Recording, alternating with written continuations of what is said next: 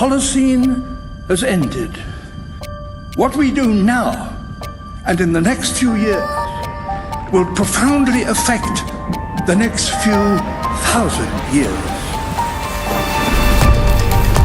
The only conditions modern humans have ever known so far are changing, and changing fast. Nothing stays the same on this planet. Everything changes. The Earth is going into one of these jumps, and you don't know what is going to be on the other side of those jumps. The Earth is always jumping.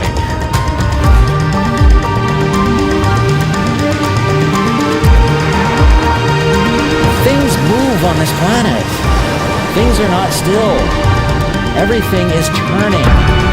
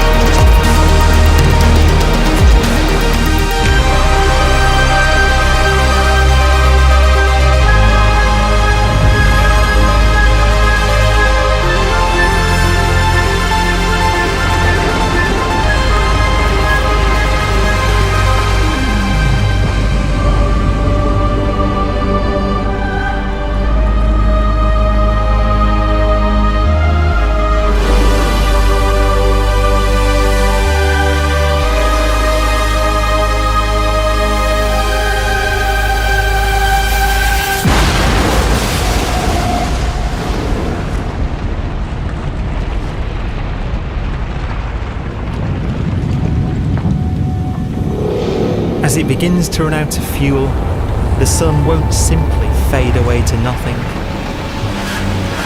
Its core will collapse, and the extra heat this generates will cause its outer layers to expand.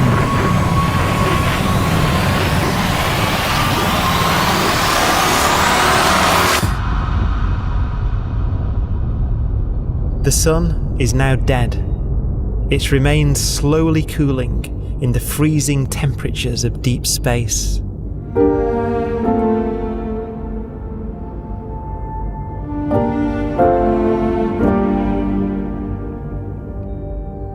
The fate of the sun is the same as for all stars. One day, they must all eventually die, and the cosmos will be plunged into eternal night. All stars eventually will run out of fuel. The temperature of the universe drops. The stars, one by one, in the night sky, will turn off. And there'll be no more new stars created. And so that the universe will end not with a bang, but with a whimper. And not in fire, but in ice.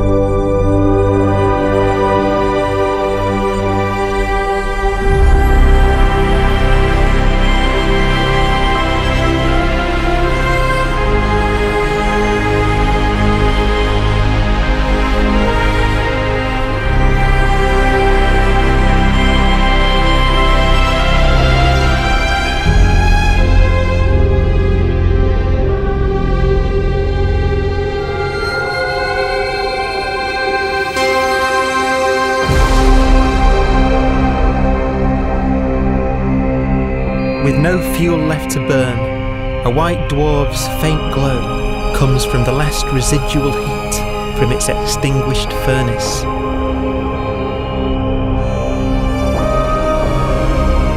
Looking at it from where the Earth is now, it would only generate the same amount of light as the full moon on a clear night.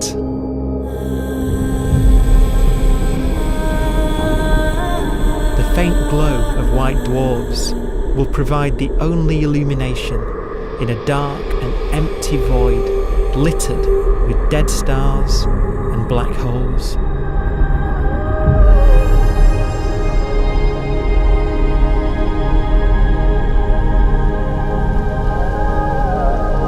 In some ways, it's kind of a ghost universe. It's the corpses, the zombie stars, that will take us into the future.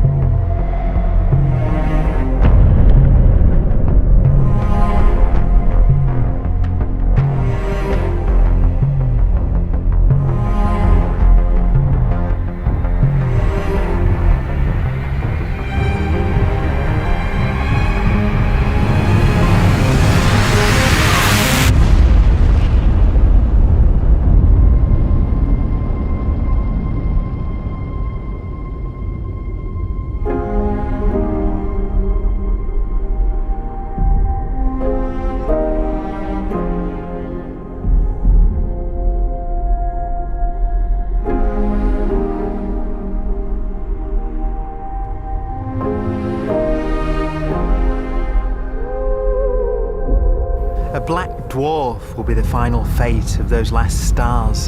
White dwarfs that have become so cold that they barely emit any more heat or light. Black dwarfs are dark, dense, decaying balls of degenerate matter, little more than the ashes of stars. Their constituent atoms are so severely crushed that black dwarfs are 1,000,000 times denser than our sun.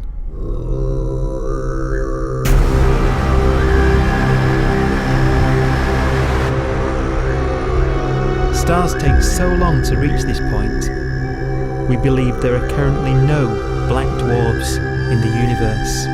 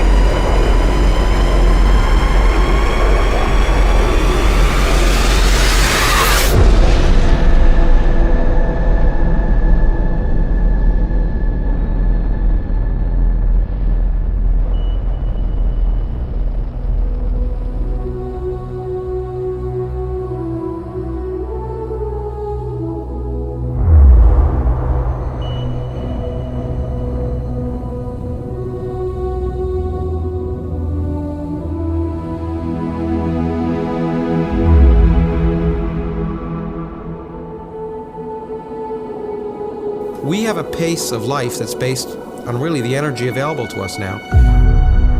You could imagine living conscious systems which have a very different pace and therefore can extend out at least a lot farther than you'd imagine otherwise. You could have a living system where if it had a thought every 10 trillion years, that would seem normal. Even if our life dies out, one could imagine at some time arbitrarily far in the future, a fluctuation occurs which allows intelligent life to exist again for a little while. So you might have islands in time of intelligence.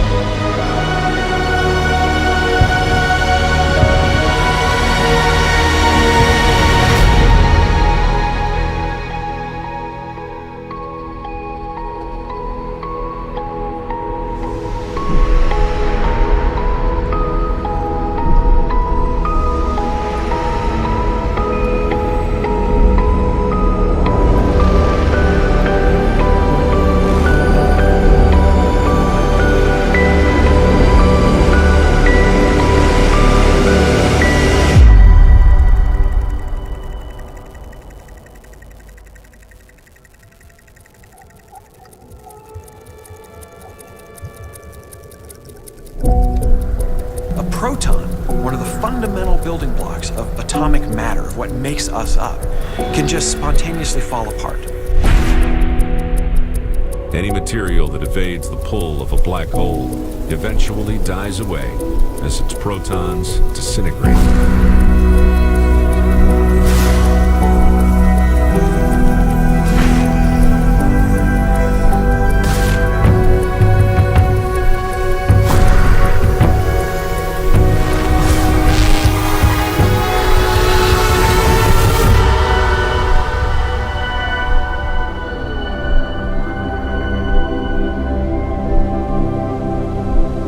The matter inside black dwarfs, the last matter in the universe, will eventually evaporate away and be carried off into the void as radiation, leaving absolutely nothing behind.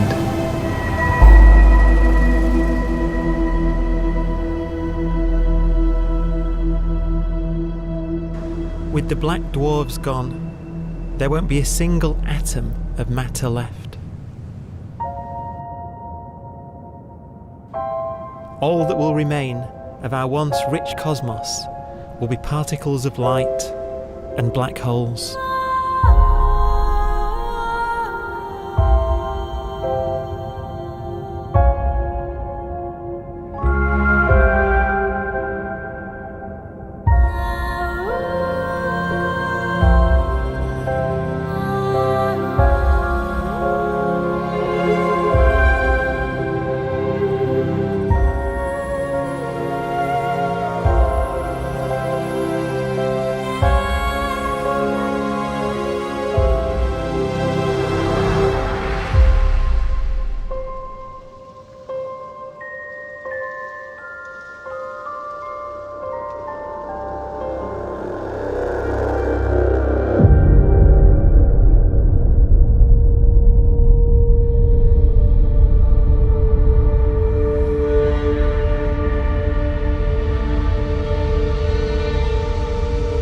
The arrow of time creates a bright window in the universe's adolescence, during which life is possible. But it's a window that doesn't stay open for long. As a fraction of the lifespan of the universe, as measured from its beginning to the evaporation of the last black hole, life, as we know it, is only possible for 1,000th of a billion billionth billion billion billionth billion billion billionth of a percent.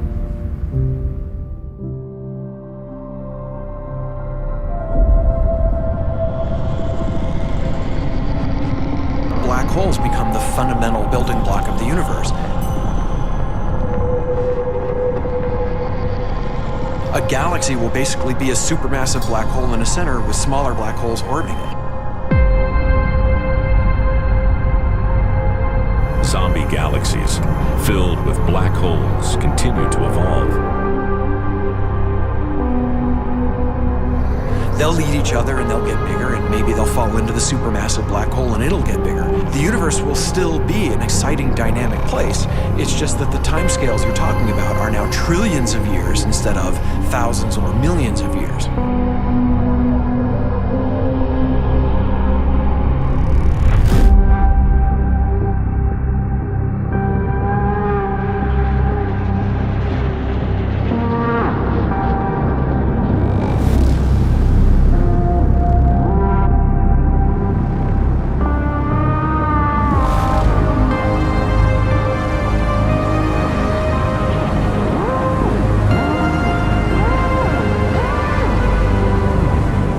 Black holes can bang on space-time like mallets on a drum.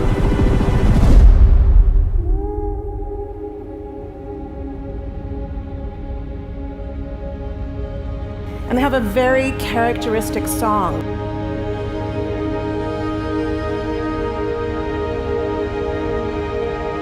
Imagine two black holes that have lived a long life together.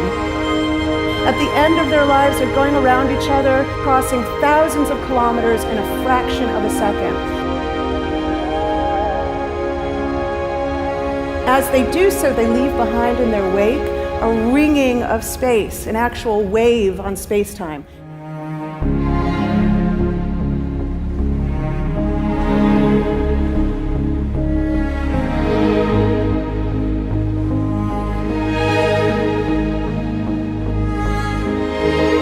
Space squeezes and stretches as it emanates out from these black holes banging on the universe. Those are the gravitational waves. They are literally the sounds of space ringing. And they will travel out from these black holes at the speed of light as they ring down and coalesce to one spinning, quiet black hole.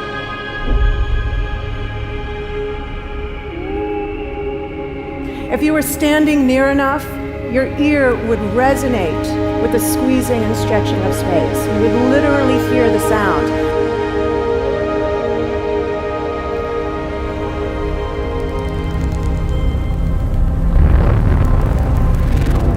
Imagine a lighter black hole falling into a very heavy black hole. The sound you're hearing is a light black hole banging on space each time it gets close.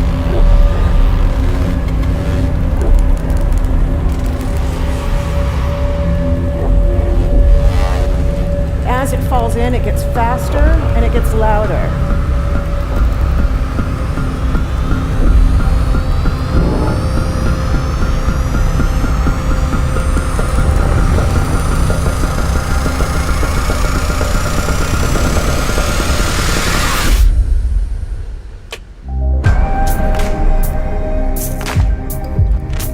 Scientists used to think black holes were immortal, but even these will one day die. Now we're talking about timescales of unimaginable length, quadrillions of years into the future. On that timescale, even the black holes begin to evaporate.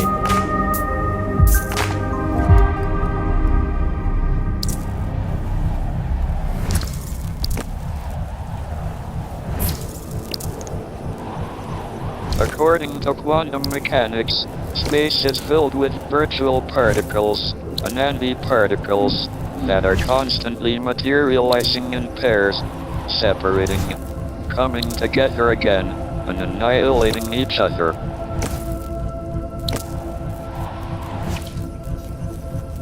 In the presence of a black hole, one member of a pair of virtual particles may fall into the hole, leaving the other member without a partner with which to annihilate.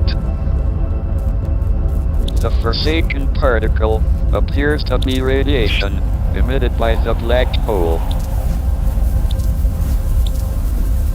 And so, black holes are not eternal.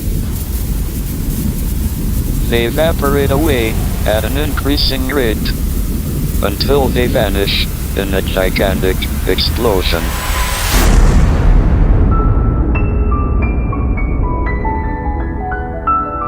Quantum mechanics has allowed particles and radiation to escape from the ultimate prison, a black hole.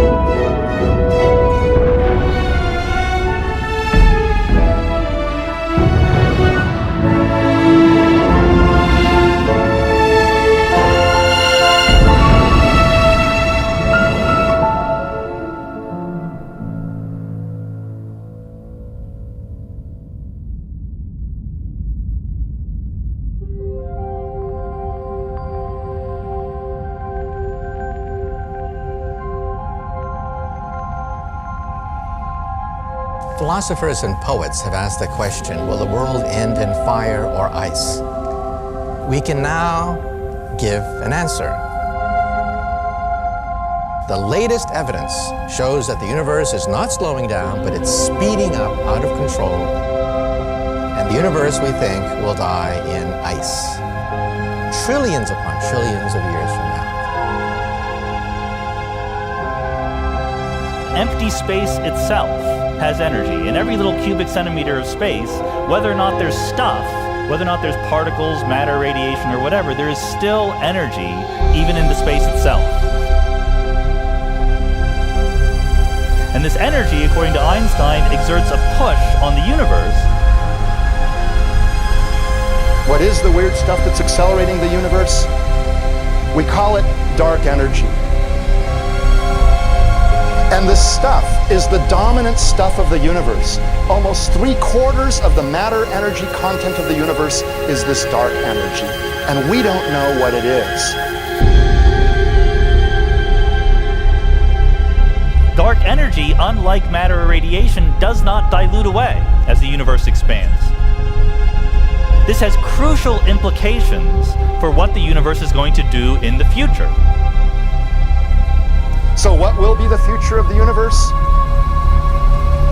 Well, if the dark energy remains dominant and repulsive, the universe will expand forever.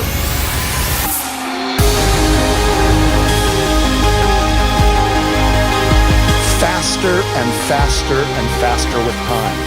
A runaway universe. 70% of the energy of the universe resides in empty space, and we don't understand why. But we do know what will happen. If that energy continues to be there, the universe will become cold and dark and empty. That's the future as it might be. We don't know because we don't yet understand the nature of dark energy. Until we do, we won't know the future. We won't even understand our own origins. And that's why we want to know and study this subject.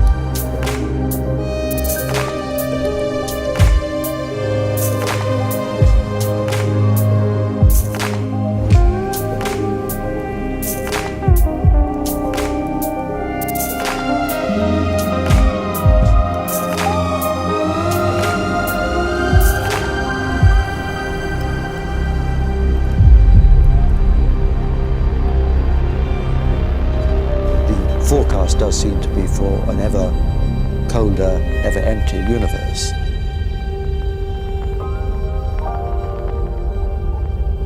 But then, of course, we have to ask, could that end lead to a new beginning?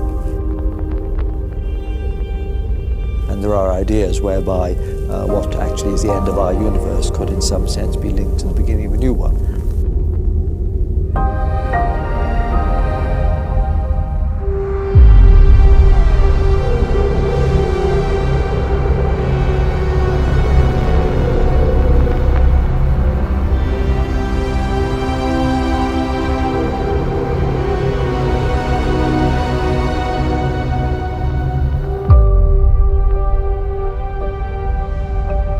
We've worked out the mathematics, the equations. They seem to say that if you have an atom smasher that can concentrate tremendous amounts of energy at a single point, you can perhaps open up a gateway, a baby universe.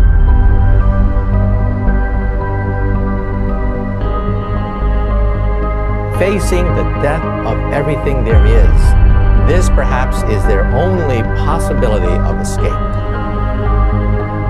And this also raises a very intriguing possibility, sheer speculation of course, that perhaps any universe that has intelligent life in it will create baby universes, will create lifeboats, and proliferate child universes. So an evolution may take among universes in the multiverse. Survival of the fittest may take place. So those universes which do not have intelligent life are infertile. They have no children. But those universes that have mild temperatures, stars like us, would create civilizations that could open up child universes, and they would then proliferate.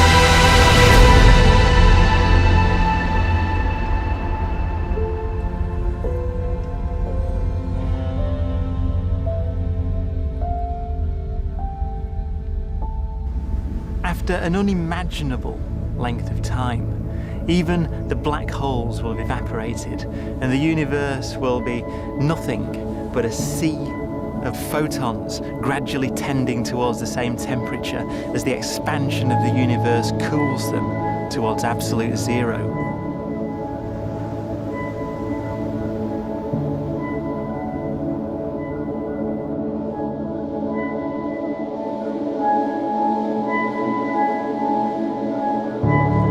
Once the very last remnants of the very last stars have finally decayed away to nothing, and everything reaches the same temperature, the story of the universe finally comes to an end.